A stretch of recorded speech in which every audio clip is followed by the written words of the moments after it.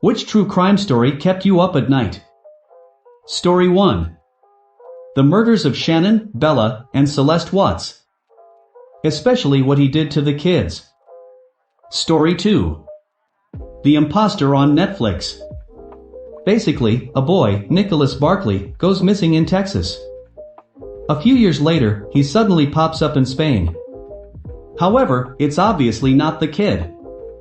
But the family acted like this guy was their son/brother who went missing.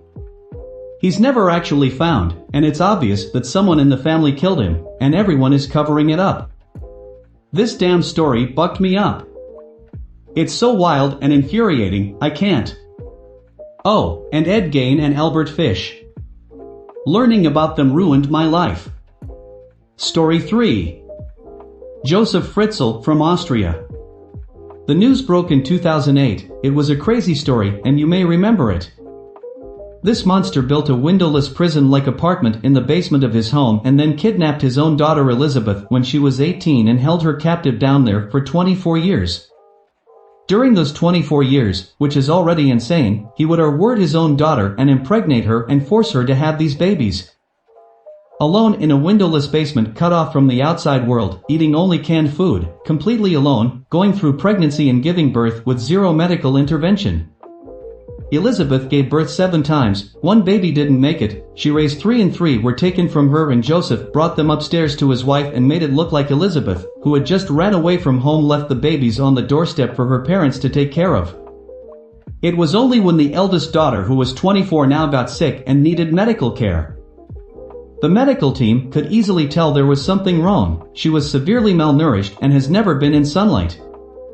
The police urged her mother to come forward to help with medical history, and that's how Elizabeth was let out of her prison and police questioned her and she was able to tell them everything and end her nightmare. Story 4. The story of Gabriel Fernandez. Watched on Netflix. It killed me. Story 5. Susan Powell. Then Braden and Charlie. It was like watching a train wreck in slow motion. It just kept getting worse and worse. And Josh Powell was the train. Story 6. I once saw a story with pictures on the iBlex subreddit, yes, the gore one, please don't look that shit up if you're sensitive, about a maniac knocking on a door of a random house where a mother and a young daughter lives and he brutally murdered them and mutilated their corpses. He cut the mother's breasts off and extremely dismembered the young daughter's body and put a baseball bat in her genitalia. I also live with my mom and I'm too afraid to imagine if this happens to us one day. Really, this story makes my blood boil. Hope that humanless scumbag dies a horrible death in prison. Story 7. One happening right now as we speak, in my home country. A 37-year-old man is currently held in custody, soon to go on trial for abducting, raping, killing and dismembering a 22-year-old woman after he picked her up in his car after a night out at a very popular bar scene in one of our biggest cities. Her remains were found a few days later, scattered in a forest about 20 miles from where she was taken. They expect to reach a verdict in June and I really hope he never gets out. Story 8. Unsolved Mysteries Dupont de Ligons. Story 9. The Night Stalker.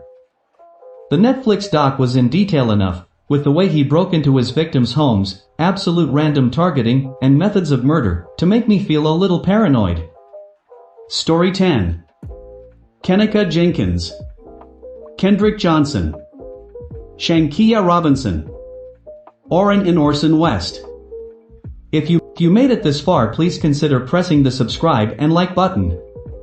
Now continue to the video. Story 11.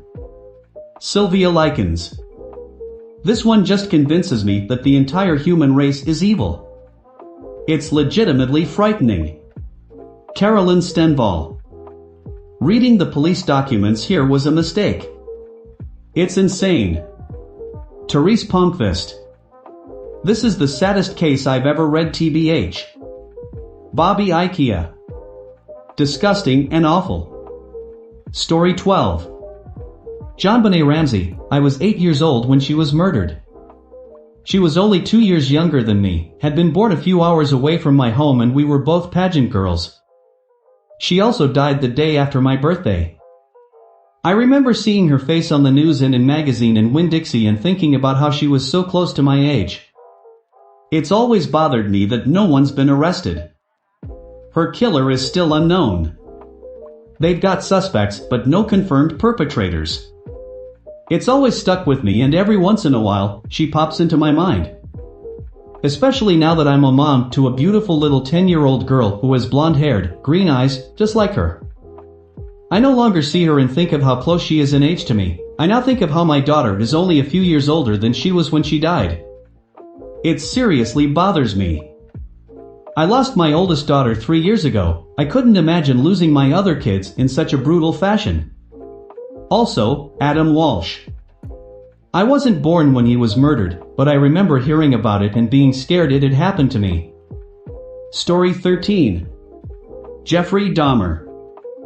I knew just enough about what happened to be freaked out and then made the terrible decision to watch the series and felt even more disturbed about what he did than I thought possible. Story 14. Lake and Ing. Abducted entire families, filmed their torture. Story 15. The Turpin Children. The courage of the little girl saved them. The 911 call and the recent interview was heartbreaking. Story 16. The Golden State Killer. Just a bucking brutal piece of shit. Same with BTK, the Night Stalker, the Green River Killer and the Hillside Stranglers. They all made me want to puke. Story 17. Abigail Williams and Liberty German in Indiana. They were 13 and 14, and their parents dropped them off at a state park to go for a hike. They were murdered in 2017 and their killer was arrested in 2022. It's not a particularly gruesome event. They haven't released any details about the cause of death or anything. But it keeps me up at night because they recorded their killer on Snapchat and the police eventually released audio of the man saying down the hill from the recording. Something about two young girls doing young girl things and then getting killed while doing it upsets me deeply. I think about how scared they must have been, and how one of the last things they did was record him so that their murderer would eventually be found. Story 18. The Springfield Three. Where did they go and what happened to them? Story 19. I don't remember if I heard this or saw this, but it wasn't really a crime story. It was a monkey that tore off the face of a scientist or something while she was on the phone with 911. Absolutely terrifying to listen to. Story 20. The Denver Spider-Man. Took home invasion to the next level. Story 21. Darlie Routier story of two boys who were murdered. It was so disturbing I still think about it from time to time. There is a good Crime Junkie episode on this, told from two perspectives since there was a lot of speculation that she was innocent.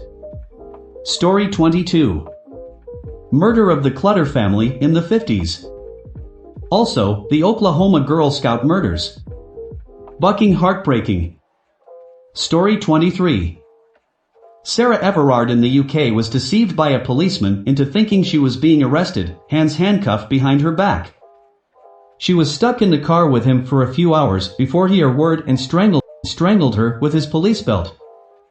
I have lain awake thinking about that car journey and how afraid she must have been. Story 24. Baby Brianna. That case made me want to throw up and I couldn't sleep for days. I cried when I read about it. Story 25. Sarah Everard in the UK was deceived by a policeman into thinking she was being arrested, hands handcuffed behind her back. She was stuck in the car with him for a few hours before he word and strangled her with his police belt. I have lain awake thinking about that car journey and how afraid she must have been. Story 26. The Catherine Hobbs case made me not want to leave my house for a bit. Especially since she predicted she wouldn't live past 16. Story 27. Claudia Lawrence. The Moores murders. Fred and Rose West. The Watts family. Yorkshire Ripper. Robert Black. Baby P. Arthur Labinjo Hughes. Star Hobson. April Jones. Sarah Payne.